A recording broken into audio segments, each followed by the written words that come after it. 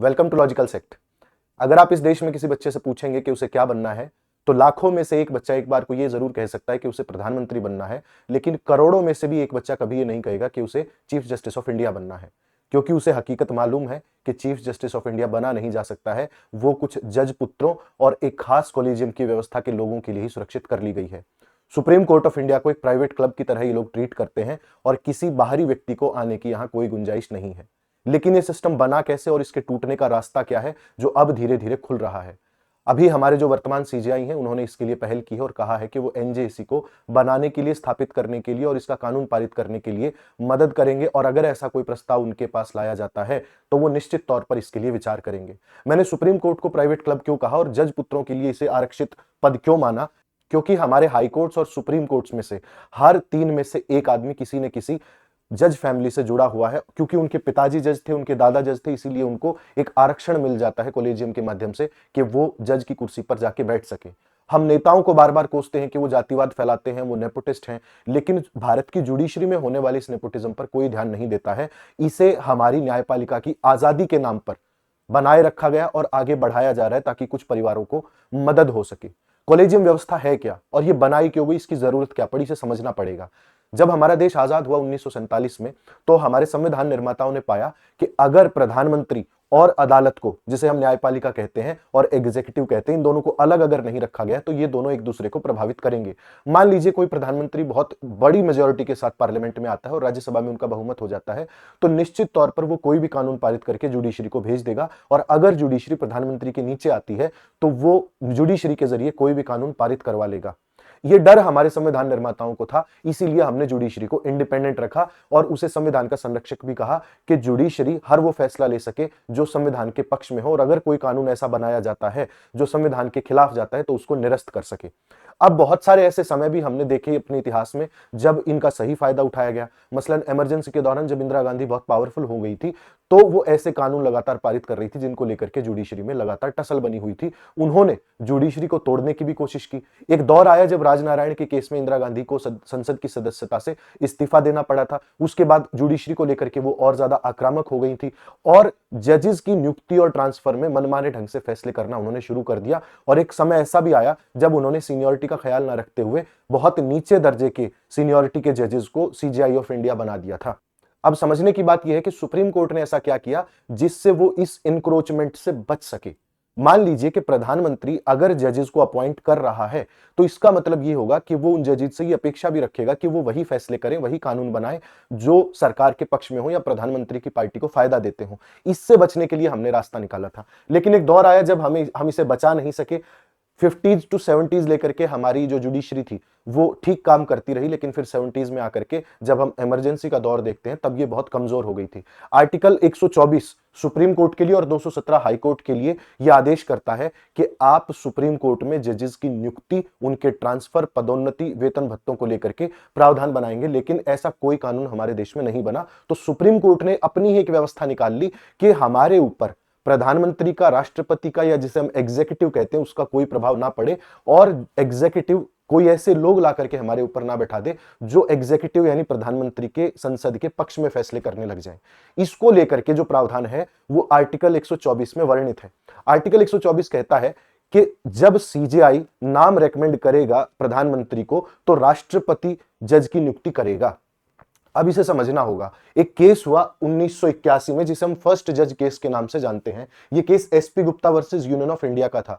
Article 124 में जो शब्द कंकरेंस है उसका शब्द यह निकाला गया कि सहमति होना आवश्यक नहीं है। इसका मतलब यह कि अगर प्रधानमंत्री सहमत नहीं है सीजीआई द्वारा भेजे गए नामों से तो जरूरी नहीं कि जज की नियुक्ति हो जाएगी। 1981 का फैसला जुडिशरी ने अपने ही खिलाफ दे दिया था, लेकिन जब उसे लगा कि उनसे बहुत बड़ी भूल हो गई है और इस भूल को सुधार करके वो एक ऐसा सिस्टम बना सकते हैं जिससे अपने बच्चों को, अपने बेटियों को, भाई भतीजों को सेट कर सके जुडिशरी में, तो एक दूसरा केस हुआ जिसे हम supreme court advocate on record versus union of India 1993 के केस के नाम से जानते हैं, या सेकंड जज केस इसे कहा जाता है। इस केस में सुप्रीम कोर्ट ने अपने पुराना ही फैसला बदलते हुए ये कहा कि आर्टिकल 124 में जो शब्द कंकरेंस है उसका अर्थ सहमति है, यानी कि जो नाम सीजेआई प्रधानमंत्री को भेज देगा, राष्ट्रपति की मदद से प्रधानमंत्री उन नामों को संसूचित करेगा और उन व्यक्तियों को जज बनाया जाएगा। इससे भी कुछ लोगों को सुप्रीम कोर्ट में ही दिक्कत हुई।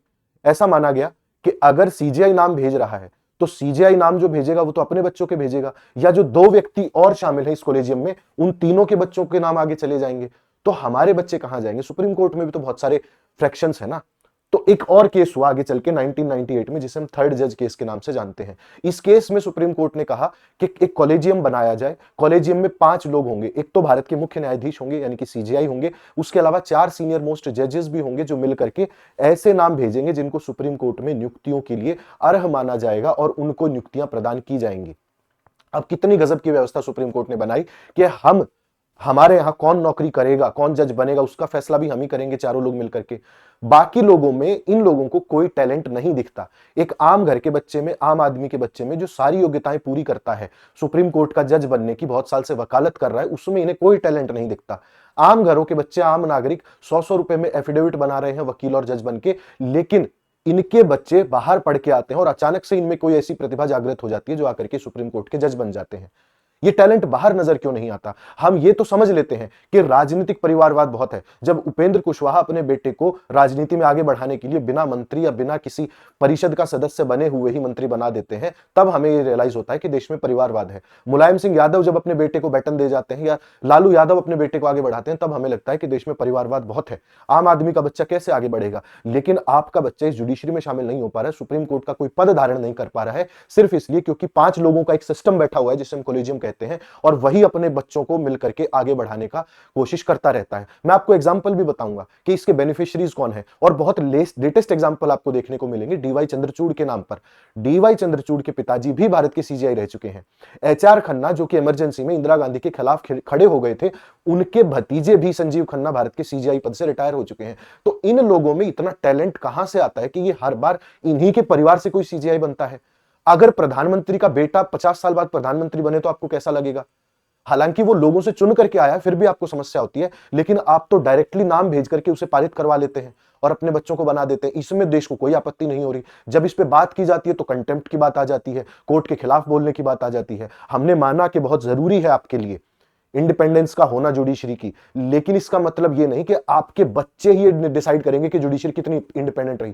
एक आम घर का बच्चा भी अपनी वकालत पूरी करके कभी सीजीआई बने तो हमें लगे कि हाँ, वाकई देश में जुडिशरी इंडिपेंडेंट है, इस पर किसी परिवार का कब्जा नहीं है। इसके लिए एक बहुत अच्छा शेर कहा गया कि मेरा कातिल ही मेरा मुंसिफ है, क्या मेरे हक में फैसला देगा? यानी कि जिसने मुझे मारा वही मेरा जज है, मेरे हक में फैसला आ जाए, इसकी कितनी उम्मीद मेरे पास बचती है। यही कॉलेजियम करता है। 5 लोग बैठते हैं, नाम रेकमेंड करते हैं, गवर्नमेंट को भेजते हैं, गवर्नमेंट इन्हें अपॉइंट कर देती है, और इसका नतीजा क्या निकलता है? ट्रांसपेरेंसी नहीं रहती। हमें पता ही नहीं है किसका नाम भेजा जाएगा, कौन बनेगा। जिस भी किसी जज का बेटा, बेटी, भतीजा, भतीजी लायक हो जाता है, अर्ह हो जाता है उस पद के लिए, तभी उसका नाम रेकमेंड कर दिया जाता है। बहुत सारे जजेस ऐसे हैं जिनके बेटे बेटियां लोअर कोर्ट्स में कहीं ना कहीं सेट हो चुके हैं। एक बात बताइए, आपके बच्चे वकालत क्यों नहीं करते? कर रहे हैं तो वो लोअर जुडिशियल पदों पर, सेशन जज के पद तक मैक्सिमम पहुंच रहे हैं, या तो वकालत कर रहे हैं, 100 रुपए में एफिडेविट बना रहे हैं। और यहां पर क्या हो रहा है? नेपोटिज्म हो रहा है। इन्हीं के बच्चे आपस में एक दूसरे से हाथ मिला करके यहीं सुप्रीम कोर्ट में, हाई कोर्ट में कहीं ना कहीं सेट हो जाते हैं। इस बात का क्या मतलब है? एक आम आदमी के मोटे दिमाग में सिर्फ यही बात जाएगी कि आप अपने बच्चों को सेट कर रहे हैं, दैट्स इट। उसके अलावा कोई आपका मोटिव नहीं है। इंडिपेंडेंस अगर है, आप चाहते हो, तो इंडिपेंडेंस दूसरे लोग भी दे सकते हैं। एक कानून की व्याख्या का अधिकार सिर्फ आपको ही जन्मजात क्यों मिला हुआ है? क्या एक आम व्यक्ति पढ़ लिख करके इतनी बौद्धिक क्षमता विकसित नहीं कर सकता कि वो जुडिशरी को इंडिपेंडेंट रख सके और वो भारत के कानूनों की व्याख्या कर सके? अगर तो जे कोई भी व्यक्ति बिक सकता है प्रधानमंत्री या एग्जीक्यूटिव के हाथों, तो फिर आप भी बिक सकते हैं।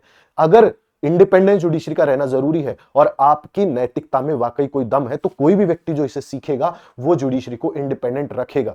हो सकता है कि आप अपनी सेटिंग के चक्कर में, अपने बच्चों को सेट करने के चक्कर में ऐसी व्यवस्था बनाए कि आपको कोई कॉम्प्रोमाइज करना पड़े, लेकिन कोई बाहर से अगर व्यक्ति आएगा तो उसे इस बात की चिंता नहीं रहेगी, क्योंकि सिस्टम ने उसे एक मौका दिया है। अगर आप आज एक बच्चे को मौका देंगे तो कल को वो आपको भी मौका देगा और जुडिशरी को इंडिपेंडेंट भी रखेगा और अकाउंटेबिलिटी भी सेट करेगा। आज अभी थोड़े दिन पहले की बात है, दिल्ली हाईकोर्ट के एक जज के यहां से नोटों से जले भरे हुए बंडल मिले, जले हुए बंडल मिले। उनका क्या हुआ? उनका ट्रांसफर कर दिया गया। एफआईआर हुई? नहीं हुई। कोर्ट ऑफ इंक्वायरी बैठ गई। क्या हुआ? मामला देश भूल गया, आगे बढ़ गया। और ऐसे कितने ही एग्जाम्पल होंगे। क्या आप ये मानते हैं कि हाई कोर्ट के जजेस और सुप्रीम कोर्ट के जजेस संत महात्मा होते हैं? क्या वो किसी प्रकार का लेन देन नहीं करते, या वो किसी प्रकार की सांठगांठ नहीं करते? अगर ऐसा है तो हम मान लेंगे कि आपका नेपोटिज्म का तरीका बहुत अच्छा है। अगर नहीं है तो कृपया करके आम घरों के बच्चों को भी सीजीआई बनने का मौका दिया करें और एक ऐसी व्यवस्था बनाएं जो इस देश को आगे चला सके। हमारे देश में एक ऐसी ही व्यवस्था आई जिसने कहा कि हम इस व्यवस्था को सुधार देंगे और उसका नाम हमने रखा NJAC, national judicial appointment commission. ये कमीशन क्या है और ये कमीशन क्या काम करता है, इसे हमें सबसे पहले समझना होगा, क्योंकि ये जो लोग हैं, जो बेनिफिशियरीज हैं सारे, इनका एक फैमिली ट्री है जो इस देश को चला रहा है, देश की जुडिशरी को चला रहा है और वो समझा रहा है कि कौन सा कानून अच्छा है और कौन सा बुरा है। उनके चंगुल से निकालने के लिए हमें एनजेएसी दिया गया था। एनजेएसी क्या है? National judicial appointment commission. जब हमने कॉलेजियम की बात की कि 5 लोग बैठ करके नाम रेकमेंड करेंगे किसी भी व्यक्ति का, प्रधानमंत्री को, और राष्ट्रपति उनकी नियुक्ति करेगा, तो एनजेएसी का ऐसा कमीशन था जिसमें 6 लोग होने थे और वो 6 लोग मिलकर के नामों का रिकमेंडेशन करेंगे जो हाई कोर्ट और सुप्रीम कोर्ट के जजेस बन सकते हैं, उनका ट्रांसफर हो सकता है पोस्टिंग आदि के लिए। यह व्यवस्था बनाई गई थी। हाई कोर्ट का और सुप्रीम कोर्ट का जो कॉलेजियम है उसने इसे खुद ही रोक दिया। क्यों रोक दिया? क्योंकि 2014 में ये कानून आया, 2015 में सुप्रीम कोर्ट के पास गया और सुप्रीम कोर्ट ने कहा कि नहीं नहीं, ये तो बहुत बुरी व्यवस्था है, आप इसे क्यों लागू करना चाहते हैं? क्यों? क्योंकि आपके ट्रांसफर और नियुक्ति के लिए जो कानून आ रहा है उसका फैसला भी आप ही कर रहे हैं कि ये कानून अच्छा है या नहीं है। अब आप बताइए, पूरे भारत में या पूरी दुनिया में ऐसी कहां व्यवस्था होगी कि आप जिस नौकरी के लिए अप्लाई कर रहे हैं उस नौकरी के लिए प्रक्रिया चयन की क्या होगी ये भी आप ही डिसाइड कर रहे हैं। कितनी कमाल की बात है। अगर आप मान लीजिए किसी भी एग्जाम की तैयारी कर रहे हो और आपसे कहे कि भाई चयन प्रक्रिया यहां लिख लो, तो आप क्या लिखोगे कि मेरे दादा रेकमेंड करेंगे, मेरे पापा रेकमेंड करेंगे, मेरे चाचा रेकमेंड करेंगे, और दादा पापा चाचा किसको रेकमेंड करेंगे? आपको रेकमेंड करेंगे। इसलिए जुडिशरी नहीं चाहती कि एनजेएसी लागू हो जाए। एनजेएसी क्या व्यवस्था थी? एनजेएसी व्यवस्था थी जिसमें ट्रांसपेरेंसी आएगी, एक नेपोटिज्म का जो पुट हमारी जुडिशरी में देखने को मिलता है वो खत्म हो जाएगा। इसके अलावा जो मोटी दिक्कत है वो मैं आपको बताता हूं। हमारे यहां पर 33 जजेस हैं सिटिंग सुप्रीम कोर्ट के, उनमें से केवल 4 महिलाएं हैं। 4 महिलाओं के अलावा आप और सुनिए, 80% लोग जो हैं, 79% टू बी एग्जैक्ट, ऐसे लोग हैं जो सवर्ण जातियों से आते हैं, अपर कास्ट हैं, जनरल कैटेगरी के लोग हैं। इनमें से केवल 11% ओबीसी हैं, 2.5% एससी हैं और 1.5% एसटी हैं। आप एक बात समझिए कि अगर इस देश की 80% जनसंख्या का हिस्सा केवल और केवल 15% रिप्रेजेंटेशन में सांस ले रहा है सुप्रीम कोर्ट में, तो कितनी भयावह स्थिति है। कितने परसेंट प्रोबेबिलिटी है कि कोई व्यक्ति ओबीसी, एससी और एसटी इन वर्गों से न्याय ले पाएगा सुप्रीम कोर्ट से, क्योंकि आप उसकी वेदना को समझ ही नहीं सकते। एक कथन है हिंदी साहित्य में कि स्वयं वेदना संवेदना से गहरी होती है। अगर आपने कोई त्रास झेला है तो आप उसका फैसला भी बेहतर कर सकते हो, और शायद ये बात यहां समझ में नहीं आती है क्योंकि बहुत सारे चेक्स एंड बैलेंसेस इन लोगों के ऊपर रखे गए हैं कि ये आगे ना पहुंच पाए। तो एससी, एसटी, ओबीसी का रिप्रेजेंटेशन कहां गया? सुप्रीम कोर्ट ज्ञान देता है कि हमारे चुनाव में इतना प्रतिशत हमें महिलाओं की भागीदारी होनी चाहिए, इतनी हमारे एससी, एसटी, ओबीसी की होनी चाहिए, रिजर्व्ड पद होने चाहिए, नौकरियों में आरक्षण होना चाहिए। तो भाई दो ना अपने नौकरियों में आरक्षण। यहां क्यों नहीं दे रहे हो नौकरियों में आरक्षण? 27% ओबीसी का कहां है आरक्षण सुप्रीम कोर्ट में? भर्ती करिए जजेस की, 27% लेकर के आइए इस 11% के आंकड़ों को। एससी 15%, 10% कहां है? कहां है एसटी आपके? क्या सिर्फ सवर्णों को, जनरल कैटेगरी के लोगों को यह अधिकार है कि वो न्याय दे पाएंगे? और महिलाएं कहां गई? महिलाओं की 33% भागीदारी की बात सुप्रीम कोर्ट बड़े जोर शोर से करता है, वो कहां गई? नहीं है, कहीं नहीं है। बात अपने ऊपर आती है जब सारी चीजें टाल दी जाती हैं, सारा भार जो है वो एग्जीक्यूटिव के ऊपर टाल दिया जाता है। और इसी से बचने के लिए एक बिल आया था 2014 में जिसका नाम है एनजेएसी। एनजेएसी 2014 में आया, एक्ट बन गया 2014 में। इसमें कौन लोग होने थे? इसमें बेसिकली 6 लोग होने थे। मैं आपको कहता हूं, भारत के चीफ जस्टिस ऑफ इंडिया मुख्य न्यायाधीश रहने थे, क्योंकि वो उस प्रणाली को चला रहे हैं तो वो तो रहेंगे, ठीक है, रखे गए। इसके अलावा जो 4 सीनियर मोस्ट जजेस कॉलेजियम में होते थे उनको घटा करके 2 कर दिया गया, यानी कि 3 जज सुप्रीम कोर्ट के, 1 सीजीआई और 2 सुप्रीम कोर्ट के सीनियर मोस्ट जजेस। इसके अलावा 3 लोग और होने थे। उनमें से एक तो भारत के कानून मंत्री हो गए और 2 एमिनेंट पर्सन होने थे। अब ये एमिनेंट पर्सन कौन होने थे, इसको लेकर के सुप्रीम कोर्ट को दिक्कत हो गई। उन्हें लगा कि ये एमिनेंट पर्सन तो सरकार की तरफ से ही आएंगे और सरकार ही घोषित करेगी। ऐसा तो नहीं था, सरकार ने कहा तो नहीं कि हम घोषित करेंगे। आपने ये अंदाजा कहां से लगा लिया कि आपके ऊपर अटैक हो जाएगा? और अगर कोई एमिनेंट पर्सन है, इसका मतलब यह है कि समाज उसे जानता होगा, उसकी कोई साख होगी, वो व्यक्ति ऐसा होगा जो भारत के मूल्यों की कम से कम कदर करता होगा। तो आपने एमिनेंट पर्सन के नाम पर इस कानून को खारिज कर दिया। सुप्रीम कोर्ट ने क्या कहा कि ये इंडिपेंडेंस ऑफ जुडिशरी के खिलाफ है, और इंडिपेंडेंस ऑफ जुडिशरी एक बेसिक कंसेप्ट है हमारे संविधान का जिससे हम अलग नहीं हो सकते।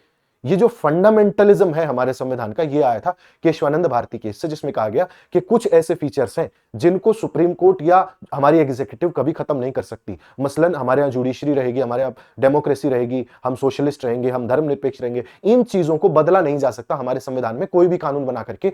तो जुडिशरी का इंडिपेंडेंट होना ही एक बेसिक फीचर है हमारे संविधान का, यह कहकर सुप्रीम कोर्ट ने इसे खारिज कर दिया। बल्कि असली वजह क्या थी कि हम अपने बेटे बेटियों को रेकमेंड नहीं कर पाएंगे, क्योंकि एग्जीक्यूटिव यानी कि कानून मंत्री और जो दो एमिनेंट पर्सन आएंगे वो इसे लागू ही नहीं होने देंगे और वो अपने पक्ष के लोगों को लाएंगे। तो भाई अपने पक्ष में क्या दिक्कत है? क्या अपने पक्ष का आदमी गैर न्यायिक हो जाएगा?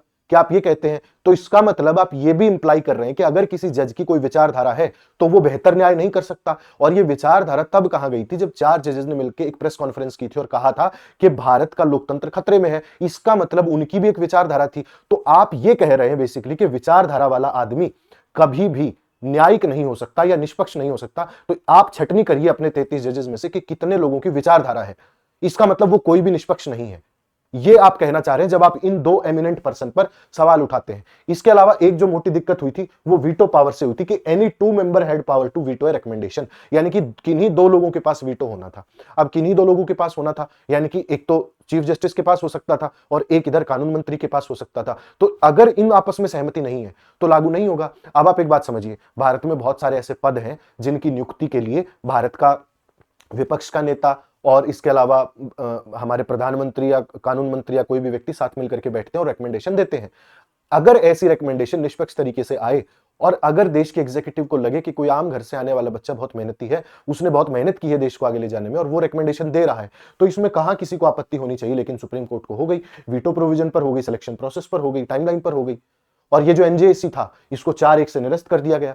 सिर्फ एक जज थे जो इसके फेवर में थे, जस्टिस चेमलेश्वर शायद इसके फेवर में थे, और उन्होंने कहा था कि हमें एक काम करना चाहिए कि अगर यह व्यवस्था जो आप कॉलेजियम की चला रहे हो, जिसमें भाई भतीजावाद और चाचा भतीजा जो आप कर रहे हो, उसको हटाने के लिए हमें एक कार्य करना चाहिए कि अकाउंटेबल होना चाहिए, ट्रांसपेरेंट होना चाहिए। आप मत लाइए एनजेसी, हम नहीं कह रहे एनजेसी लाइए, खारिज कर दीजिए, डस्टबिन में डाल दीजिए, लेकिन अपने अंदर भी तो कुछ सुधार करिए। आखिरी बार कब कोई आम घर का बच्चा सीजीआई बना था आप बताइए? बिल्कुल ग्राउंड जीरो से उठ करके कब कोई व्यक्ति सीजीआई बना था? आप जिनका एग्जाम्पल दे रहे हैं या देना चाहते हैं वो व्यक्ति कैसे सीजीआई बने, कैसे उनकी राजनीति के जरिए उन्होंने सुप्रीम कोर्ट में एंट्री की, वो आपसे भी नहीं छुपी और आप जानते हैं कि आप किस बात को डिफेंड कर रहे हैं। और जो हम कह रहे हैं उसका टोटल मतलब यह है कि नेपोटिज्म खत्म हो जाए, निष्पक्ष लोग जुडिशरी में आए और जो हमारा बेसिक स्ट्रक्चर है वो भी बचा रहे। हमने जो कहा आजादी के बाद उन मूल्यों को बचाए रखें। कहीं ऐसा ना हो कि आप अपने आप को बचाने के चक्कर में देश को बिगाड़ दें और देश के कानूनों को बिगाड़ दें। अब ये जो स्ट्राइक डाउन हुआ, इसके पीछे इनकी बेसिक रीजनिंग यही थी कि अनकॉन्स्टिट्यूशनल है, वॉइड है, एग्जीक्यूटिव इंटरफियर कर रही है और वीटो पावर का हमें कंसर्न है। लेकिन हमारा फिर वही मत है कि जुडिशरी खुद अकाउंटेबल हो जाए। आप अपने बच्चों में, भतीजे भतीजियों में टैलेंट देखना बंद कर दें, तभी ये देश की जुडिशरी आगे बढ़ सकती है। अगर आपको लगता रहा ना कि आपके बच्चे बहुत काबिल हैं और बाकी सब कुछ नहीं कर सकते, तो इस मानसिकता से जिस दिन आप बाहर आएंगे ना, उस दिन आपको पता चलेगा कि अकाउंटेबिलिटी और ट्रांसपेरेंसी क्या होती है। और सिर्फ प्रीच करने से नहीं आती है एग्जीक्यूटिव को, आप खुद भी अपने अंदर इंप्लीमेंट कीजिए थोड़ी सी ट्रांसपेरेंसी। और इंडिया का जो कॉलेजियम सिस्टम है वो बाकी देशों के कॉलेजियम सिस्टम से बिल्कुल अलग है। वहां पर कोई ऐसी व्यवस्था नहीं है, वहां पर अकाउंटेबिलिटी है और सेनेट कंफर्म करती है इस बात को कि किसका रिप्रेजेंटेशन जुडिशरी में होगा। तो ये आपको भी समझना पड़ेगा और हमारे लॉ कमीशन ने और बाकी संस्थाओं ने भी इसकी रिकमेंडेशन की है। और अगर हम इंटरनेशनल मॉडल्स पर चले जाएंगे तो हमें समझ में आएगा कि दुनिया के बाकी देश हमसे बहुत बेहतर हैं। तो हम ये जो बाहर की यूनिवर्सिटीज में जाकर प्रीच करते हैं, हमारे चाहे वो फॉर्मर सीजीआईज हो या कानून के ज्ञाता हो, उन्हें इस भ्रम से बाहर निकल जाना चाहिए कि सिर्फ उनके परिवार में ही टैलेंट उग सकता है या पैदा हो सकता है। दुनिया बहुत बड़ी है, थोड़ा बाहर निकल के देखें। और हम चाहेंगे कि अगली बार कोई आम घर से निकलने वाला बच्चा जब उससे पूछा जाए बचपन में कि वो क्या बनना चाहता है, तो वो ये कहे कि मैं भारत का सीजीआई बनना चाहता हूं, देश की न्याय व्यवस्था को अच्छा करना चाहता हूं, देश में पेंडिंग केसेस को खत्म करना चाहता हूं। जब भारत का कोई बच्चा सीजीआई बनने का सपना ले पाएगा, तभी आप ये समझिए कि हमारी जुडिशरी पूरी तरीके से इंडिपेंडेंट है और एग्जीक्यूटिव के प्रभाव से अलग है। अगर ऐसा नहीं होता तो मान लीजिए कि प्राइवेट क्लब ही बन के रहेगा और इसे लोग एक प्राइवेट एंटिटी के तौर पर ही देखते रहेंगे। बहुत बहुत धन्यवाद। अगर आप ये वीडियो यहां तक देख चुके हैं तो मैं आपसे रिक्वेस्ट करूंगा कि आप हमें सब्सक्राइब करें। हम ऐसे मसलों पर लगातार बातचीत करते रहते हैं। आप कमेंट में आपकी राय दे सकते हैं कि आप एनजेएससी और कॉलेजियम पर क्या राय रखते हैं और इसमें क्या सुधार होने चाहिए, क्या ये व्यवस्था अच्छी है या इससे जाना चाहिए, और सरकार ठीक गलत जैसा भी कर रही है आप हमें लिख करके जरूर बताएं। और अगर आपको पसंद आया हो तो इसे लाइक जरूर करके जाएं और अपने साथियों के साथ साझा करें। Thank you so much.